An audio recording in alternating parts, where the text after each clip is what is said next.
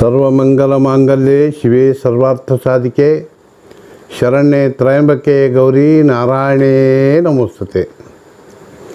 ಕಲ್ಯಾಣಾದ್ಭುತಗಾತ್ರಾಯ ಕಾಮಿತಾರ್ಥಪ್ರದಾಯನೆ ಶ್ರೀಮದ್ವೆಂಕಟನಾಥಾಯ ಶ್ರೀನಿವಾಸಾಯ ಮಂಗಲಂ. ಶ್ರೀ ಗುರುಭ್ಯೋ ನಮಃ. ಹರಿ ಓಂ. ಧನುಸ್ಸು ರಾಶಿಯ ಆತ್ಮೀಯ ಬಂಧು ಮಿತ್ರರಿಗೆ ಯುಗಾದಿ ಹಬ್ಬದ ಹಾರ್ದಿಕ ಶುಭಾಶಯಗಳು.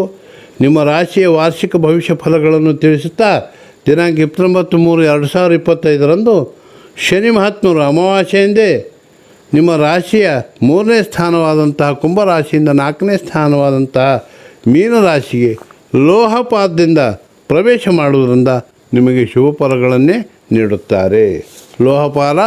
ಲೋಹಪಾದ ಶನಿಗ್ರಹಕ್ಕೆ ಶುಭ ಫಲದಾಯಕ.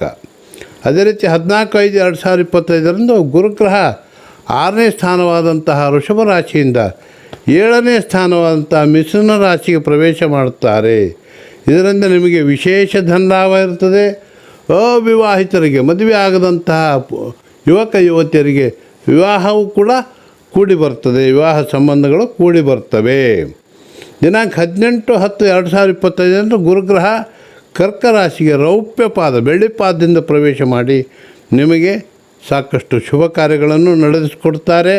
ಪುನಃ ಕರ್ಕ ರಾಶಿಯಿಂದ ದಿನಾಂಕ 5/12/2025 ಪುನಃ ಗುರುಗ್ರಹ ಸುವರ್ಣಪಾದದಿಂದ ಮತ್ತು ಮಿಥುನ ರಾಶಿಗೆ 7ನೇ ಸ್ಥಾನವಾದ ಮಿಥುನ ರಾಶಿಗೆ ಪುನಃ ಪ್ರವೇಶ ಮಾಡೋದ್ರಿಂದ ನಿಮಗೆ ಮನೆಯಲ್ಲಿ ಸಾಕಷ್ಟು ಶುಭ ಕಾರ್ಯ ನಡೀತದೆ.